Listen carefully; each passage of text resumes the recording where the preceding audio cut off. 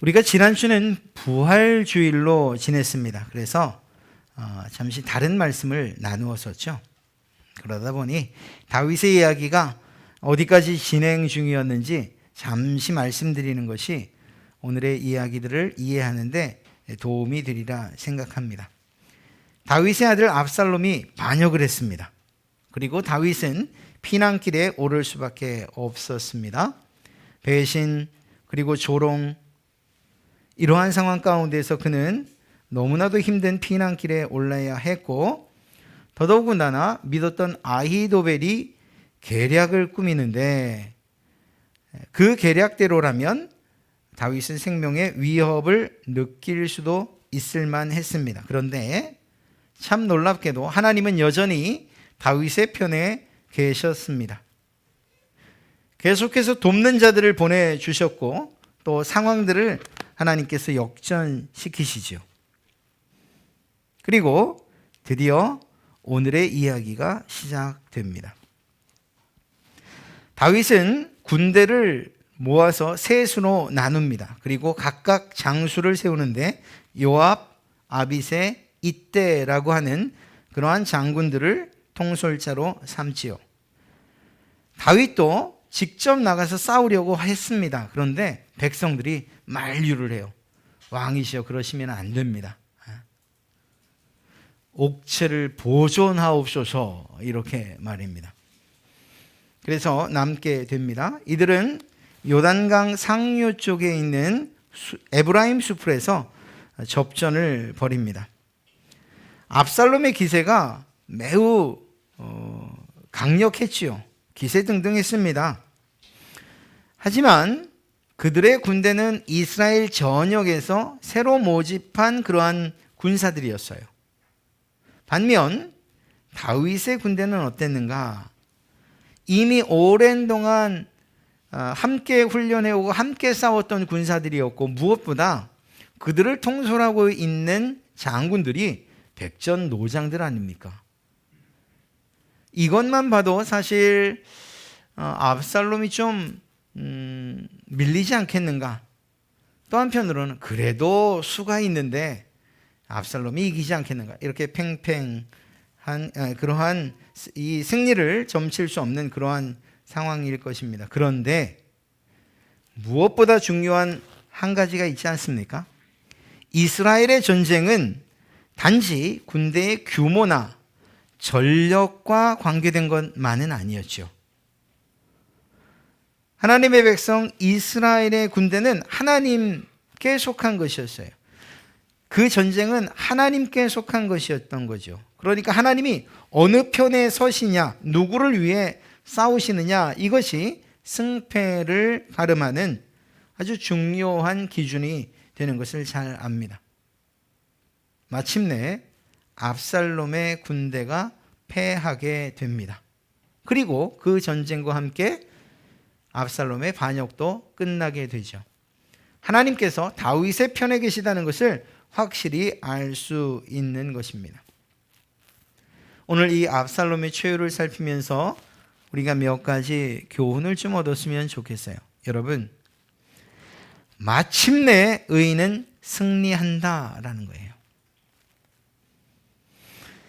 바꿔 말하면 언제나 항상 반드시 마침내 악인은 패배한다는 거죠.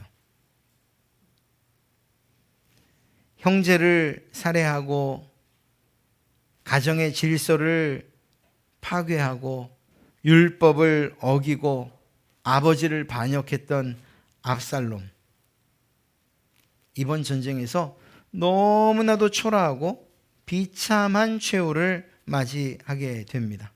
오늘 우리가 말씀을 읽어서 잘 알고 있지 않습니까? 전쟁의 패배에서 도망가던 길에 그만 그의 머리카락이 나무에 걸린 겁니다. 그리고 그렇게 매달려 있게 되지요. 그리고는 그 모습을 발견한 요압에 의해서 심장에 창을 맞고, 그리고 10명이나 되는 그러한 이들에 둘러싸여서 맞아 죽어요. 그리고 나서는 수풀 가운데 난 큰 구멍에 내던져지고 돌무더기에 파묻히게 되죠. 얼마나 끔찍스럽습니까? 얼마나 처참합니까? 그런데 그것이 악인의 최후다라는 이 사실은 변함이 없어요. 하나님의 공의로운 심판의 결과라고도 말할 수 있는 거죠. 여러분, 압살롬은 아버지 다윗의 왕궁도 빼앗았어요. 후궁도 빼앗았어요. 지략가도 빼앗았어요. 그의 백성도 모두 빼앗았어요. 그렇게 세상의 모든 것을 얻고 그리고 권세를 누렸습니다.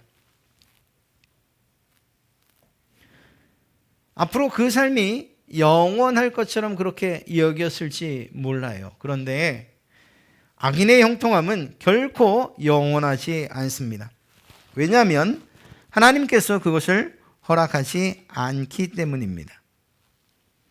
잠시 동안의 부귀 영화를 누리는 것, 권세를 누리는 것, 이러한 것 때문에 세상의 어리석은 이러한 사람들은 죄 짓는 일에 매우 열심하죠.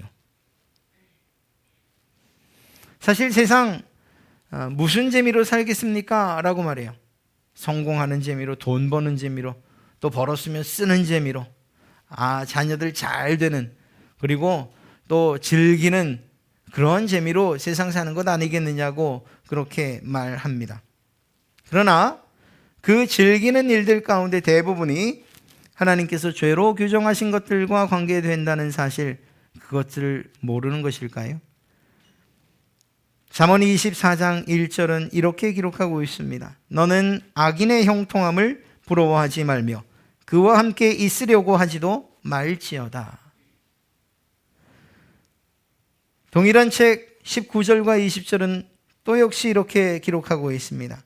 너는 행악자들로 말미암아 부운을 품지 말며 악인의 형통함을 부러워하지 말라. 대저 행악자는 장래가 없겠고 악인의 등불은 꺼지리라. 우리가 세상을 살면서 내가 하나님의 백성인데, 하나님의 자녀인데, 이 세상 창조주가 또한 이 세상을 유지 보존하시는 그 능력 있는 분이 내 아버지인데 왜 내 삶은 이 모양일까? 이렇게 생각되시는 그러한 때 있으십니까?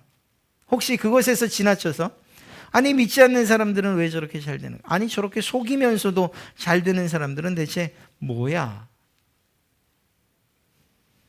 하나님을 알지도 못할 뿐만 아니라 오히려 하나님을 경멸히 여기는 그러한 사람들이 흥왕하는 모습들, 높은 자리에 올라가는 모습들, 이러한 모습들을 보면서 혹시 좌절감을 느끼신 적은 없으십니까?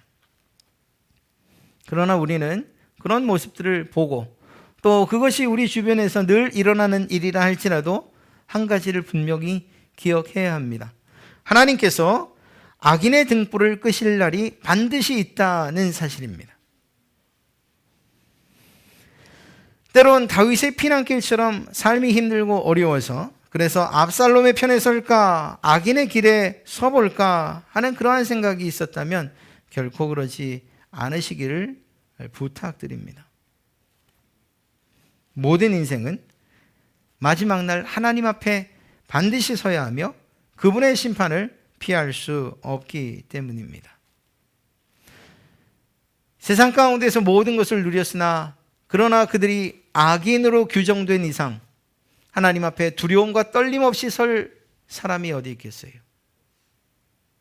바꿔 말하면 이 세상에서 그들이 누리는 형통함을 맛보지 못했다 하더라도 그럼에도 불구하고 하나님의 자녀로서 백성으로서 성실하게 그리고 주어진 삶에 만족하며 그렇게 하나님만 바라보고 살았다면 하나님을 만나는 그것이 두렵고 떨림이겠습니까? 아니면 기쁨과 즐거움, 기대와 소망이겠습니까?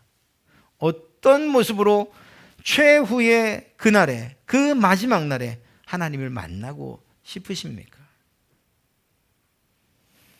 압살롬의 반역에 참여했던 자들, 그리고 그와 뜻을 동조하며 다윗을 비난했던 자들의 마지막 최후가 어떻게 되는지 성경은 자명하게 기록하고 있는 것을 우리는 보게 됩니다.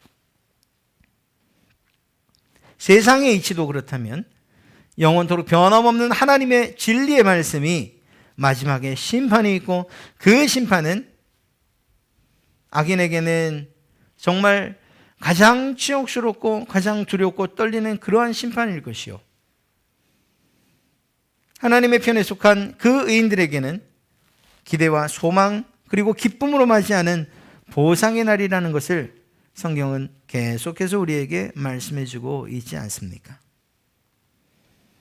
주님께서 여러분들에게 주신 그 삶, 이 땅에서의 삶을 그저 이 세상의 낙을 누리는 것에 만족해서 사는 것이 아니라 오히려 짧은 이 세상 마치고 주님께서 우리를 위하여 예비해 두신 영원한 세상 가운데서 주님과 함께 복락을 누리시기를 소망하는, 그리고 그날을 기대하는 그러한 여러분 되시기를 주님의 이름으로 축복합니다.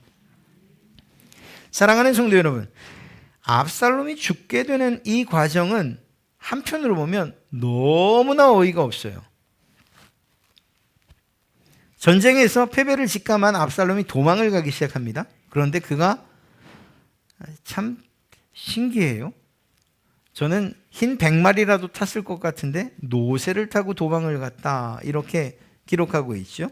어찌되었거나 노새를 타고 도망가던 중에 압살롬의 머리카락이 상수리나무에 그냥 걸려버린 겁니다. 그리고 노새는 빠져나가고 대롱대롱 매달린 상황이 되지요. 한편으로는 생각에, 아니 이런 상황에서 정신이 있었다면 단도를 들어서라도 빨리 끊고 도망을 가야지, 거기 그대로 매달려 있다니, 또 사람들이 이리 와서 보고 저리 와서 보는데 그렇게 매달려 있을 수 있겠는가. 그러다 보니 어떤 분들은 아마도 기절하지 않았겠는가, 뭐 기타 등등 여러 가지 이야기를 하고 있습니다. 그것은 중요한 게 아니에요. 그를 상수리의 나무에 걸리게 한 것이 무엇이냐? 바로 머리카락이었다는 거죠. 그런데 사무엘서 저자가 압살롬을 어떻게 소개하고 있었던가 여러분 아마 기억하실 겁니다. 사무엘하 14장 25절과 26절을 보면 온 이스라엘 가운데에서 압살롬 같이 아름다움으로 크게 칭찬받는 자가 없었으니 그는 발바닥부터 정수리까지 흠이 없음이라. 그러면서 그의 아름다움의 요인 가운데, 요소 가운데 하나를 무엇으로 이야기하는가? 바로 머리털로 이야기하고 있어요. 그의 머리털이 무거움으로 연말마다 깎았으며 그의 머리털을 깎을 때에 그것을 달아본 즉 그의 머리털이 왕의 저울로 200세겔이었더라. 정말 풍성한 모발. 그리고 그것은 그에게 큰 자랑거리였습니다. 뿐만 아니라 그것은 자신이 가진 권위와 위엄의 상징이기도 했어요. 그랬던 머리카락이 자신의 목을 옥죄는 밧줄이 되고 만 거죠. 여러분, 하나님께서 악인의 형통을 그대로 내버려 두지 아니하시겠다 결정하셨을 때에 어떤 방식으로 그가 파멸하게 되는지를 오늘 잘 드러내주고 있어요.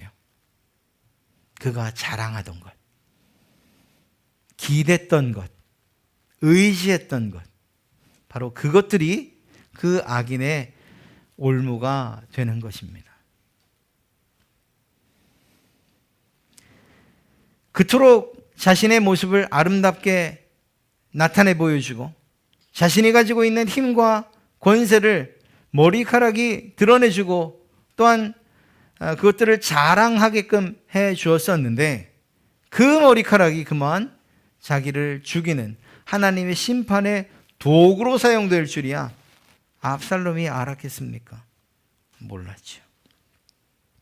여러분, 세상이 말하는 혹은 우리도 그렇게 생각하는 인생의 자랑거리들, 이것이 압살롬의 머리와 같지 않습니까?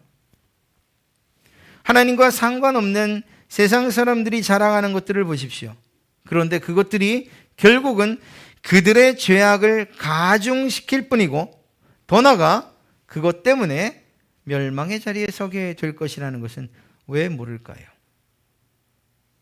이것은 그들에게만 해당되는 것이 아니죠. 우리 그리스도인들 성도들에게도 마찬가지입니다.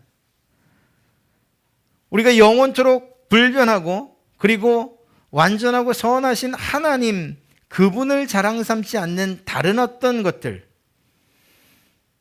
성도들 사이에서 세상의 것들을 자랑하는 것, 또 세상에 그들이 자랑하는 많은 것들, 돈이나 권력이나 명예나 아름다움이나 혹은 자녀들이나 건강이나 또 세상의 성공 등 이러한 것들을 가지고서 우리가 자랑의 소재로 삼는다면, 그리고 그렇게 교회 안에서 혹은 성도들 사이에서 그것이 유일한 것이냐 영원한 것이냐 이야기한다면 언젠가 그것들로 인해서 쓰라린 패배와 또 멸망을 맛보게 될 것이라는 거예요. 우리의 자랑이 무엇이어야 하는가를 오늘 이 성경은 잘 이야기해 주고 있습니다. 거룩한 자들이라고 불리는 우리 성도들, 우리 그리스도인들, 그 거룩은 늘 말씀드리듯이 구별이에요. 세상 사람들이 자랑하는 것들과 여러분이 자랑하는 것들이 분명하게 구별되어야 된다는 거죠. 난 자랑하는 게 별로 없는 것 같은데요 라고 생각되신다면 역으로 없으면 아쉽고 서운하고 속상한 것들을 생각해 보시면 그게 여러분들의 자랑거리라고 생각해도 무방할 거예요. 뭔가 지갑이 좀 두둑하지 않으면 불안하기도 하고 속상하기도 하고 왜 내 모양이 이런가 이렇게 생각되십니까? 아마도 그것이 여러분들에게 자랑거리가 될 그러한 소지가 참 많지 않겠어요? 누군가의 아들이나 딸들이 잘 되는 모습들을 보면 아휴 우리 아이들은 이렇게 생각된다면 아마도 그 아이들이 여러분의 자랑거리가 됐으면 좋겠다는 그러한 마음이 담겨져 있지 않겠습니까?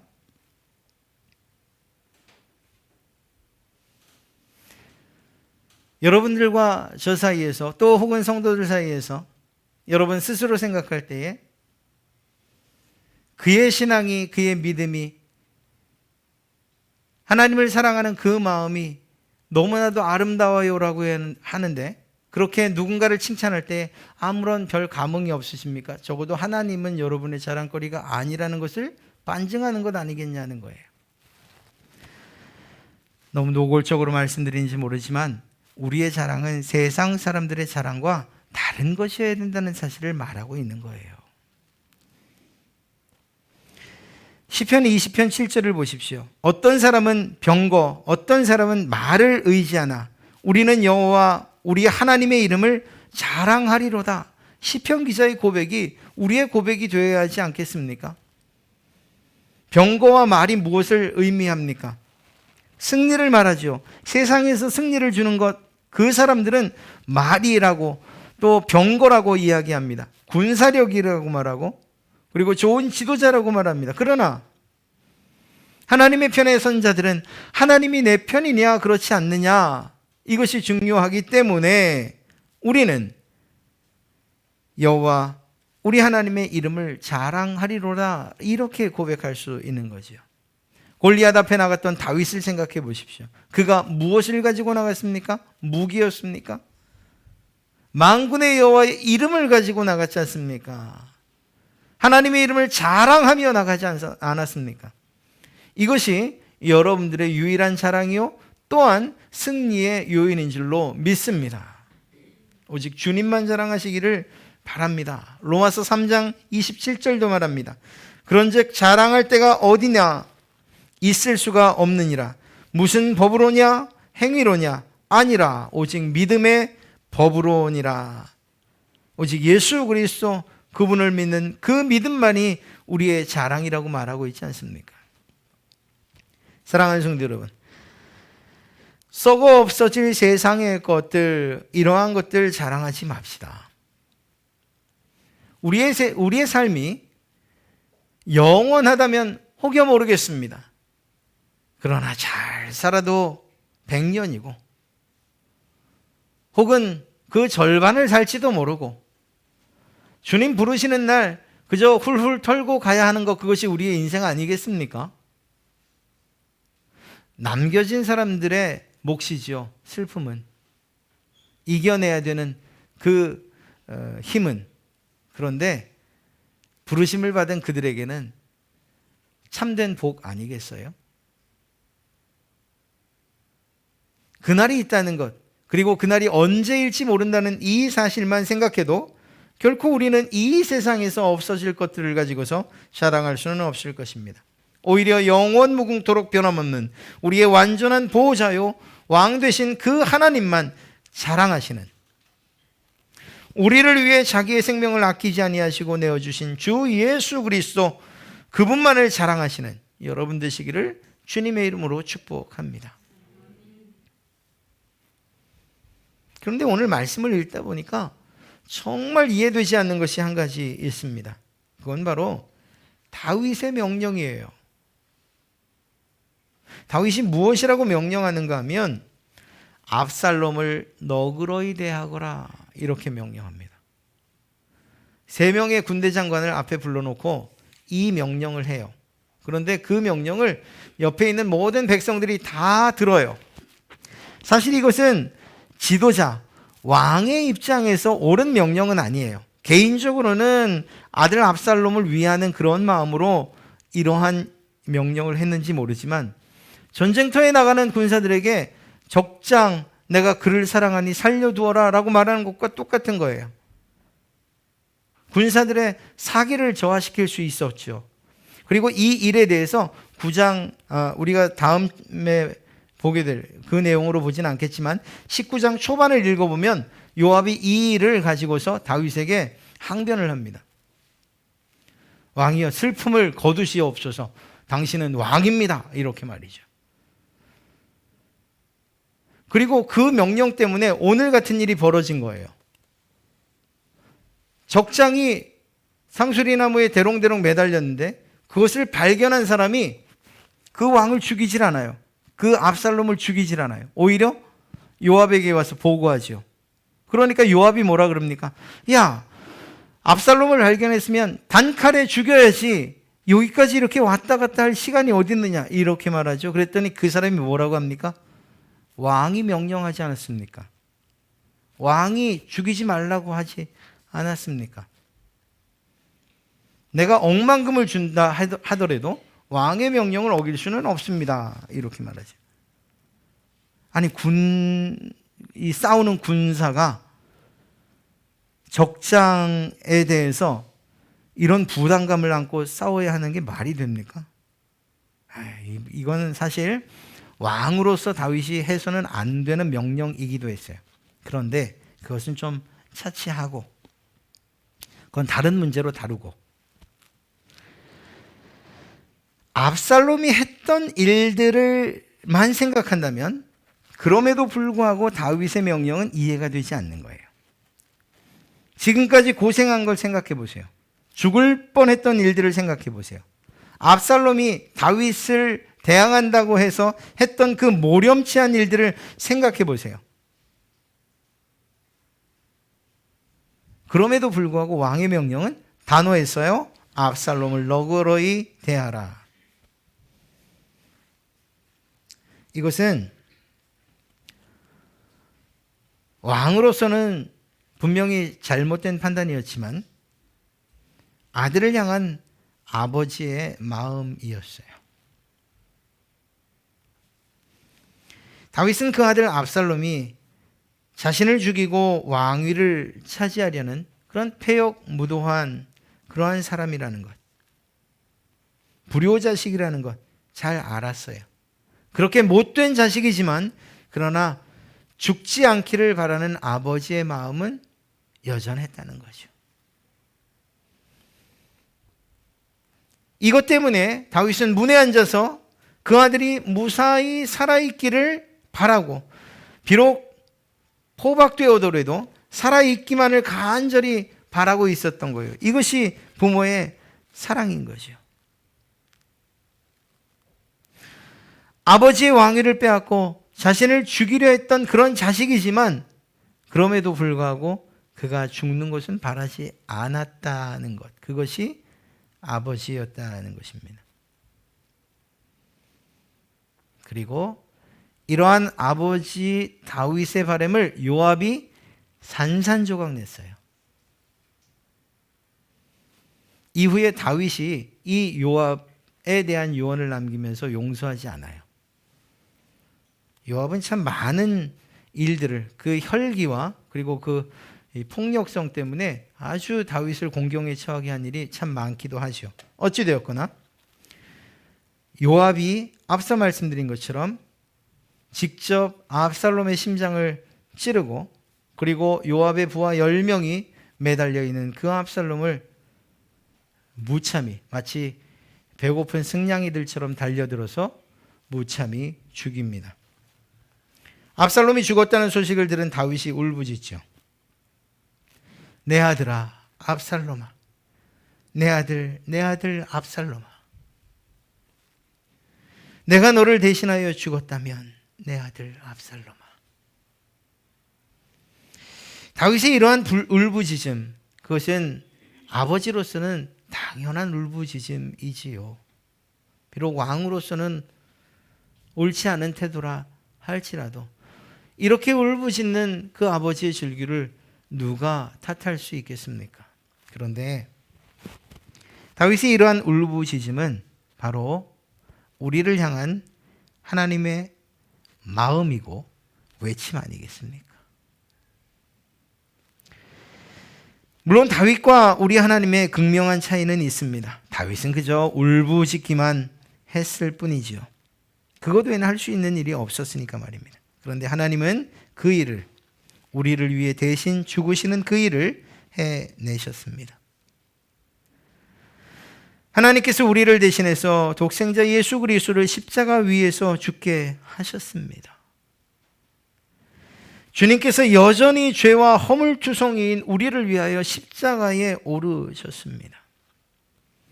로마서 5장 6절부터 10절 사이에는 도저히 용서받을 수 없는 압살롬과 같은 우리의 모습이 기록되어 있고, 그럼에도 불구하고 생명을 아끼지 아니하신 하나님의 사랑, 예수 그리스도 그분의 사랑이 기록되어 있어요. 로마서 5장 6절부터 10절입니다.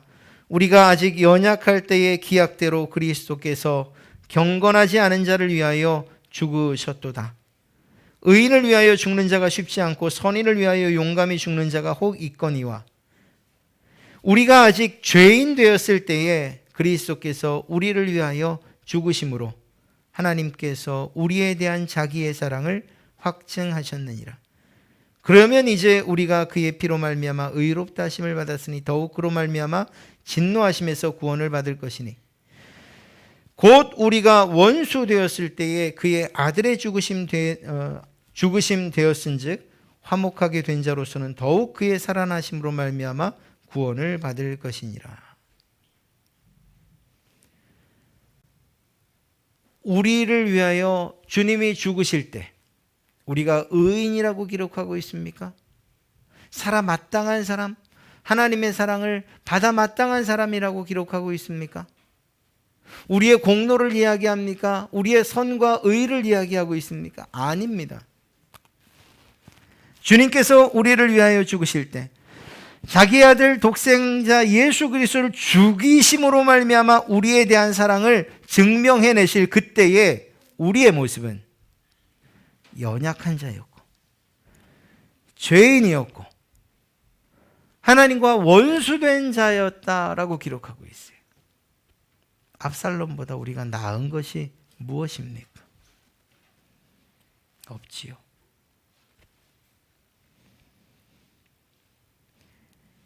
우리가 연약할 때, 죄인 되었을 때, 하나님과 원수 되었을 때 이미 그때 우리를 위한 애가를, 애통의 노래를 하나님은 부르셔야만 했고, 더불어 예수 그리스도를 구주로 내어주사 십자가에 제물 되게 하실 것을 계획하셨던 것입니다. 우리 아버지 하나님께서 말입니다. 그리고 그분의 아들 예수 그리스도는 그 하나님의 계획에 성실하게 그리고 묵묵히 그 계획을 이루어 가셨습니다. 다윗의 아들 사랑과 하나님의 사랑을 감히 비교할 수가 없지요. 사랑하는 성도 여러분, 이러한 하나님의 사랑을 우리가 알진데 어떻게 우리가 하나님 앞에서 자랑할 것이 있을 수 있겠습니까? 여전히 연약하고 여전히 죄인 되고 여전히 원수 되었음을 고백할 따름이지요. 그렇게 하나님의 긍휼과 자비를 구하면서 하나님 앞에 십자가 앞으로 나아갈 뿐이지요. 놀랍게도 그런 우리들을 끊임없이 기다리시고 탕자의 아버지처럼 마을 어귀까지 나와 돌아오기를 기다리시는 그러한 아버지처럼 그 마음으로 우리를 기다리시고 또 감싸주시는 그 하나님의 사랑이 얼마나 크고 놀라운지요. 사랑하는 성도 여러분, 우리가 우리의 삶에 우리가 세상을 살아가면서 우리 스스로 왕이 되어 살려고 하진 않는가 한번 생각해 봐야 됩니다. 압살롬처럼 말입니다. 우리의 뜻과 우리의 계획, 우리의 방법대로 이렇게 살면 되지 않겠는가? 아니 이렇게 살아야만 성공할 것 같아. 우리가 그리스도인됨, 성도됨을 뒤로 한 채 그저 세상의 방식대로 그렇게 살아가려고 하지 않습니까? 세상은 이런 사람들을 주도적이다 이렇게 말해요. 주관이 있어, 개척정신이 뛰어나 이렇게 말할지 몰라요. 자신의 삶을 책임질 줄 아는 사람이군 이렇게 말할지도 몰라요. 그렇게 아무것도 아닌 것처럼 오히려 세상은 칭찬하는지 모르지만 그 실상은 아버지 다윗의 왕위를 빼앗고 아버지의 백성들을 도적질했고 아버지의 아내마저 빼앗았던, 그리고 이제 아버지의 목숨마저 빼앗으려 했던 압살롬의 반역과 같은 죄 아니겠습니까? 하나님이 왕이신데 내 뜻대로 하겠다고 말하는 모습이 압살롬과 별반 다르지 않죠. 하나님께서 세우신 나의 왕 되신 하나님께서 세우신 내 삶의 계획들이 있는데 그것은 내가 원하는 바가 아니라고 내 길을 가겠다고 마이 웨이를 선언하는 것, 그것이 주도적입니까? 독립적입니까? 칭찬할 만한 일입니까? 아니죠. 그것은 반역자 압살롬의 길과 별반 다르지 않은 것이죠. 우리의 왕됨, 우리의 주인됨을 포기하고 하나님 앞에 무릎 꿇는 것, 그리고 그 사랑을 의지하는 것, 그것이 우리가 세상을 살아가는 유일한 길이요 방법인 줄로 믿습니다. 사랑하는 성도 여러분, 주님만 세상에 주님만 여러분의 자랑거리로 삼으십시오. 세상의 자랑거리들은 곧 안개처럼 사라질 것이기 때문입니다.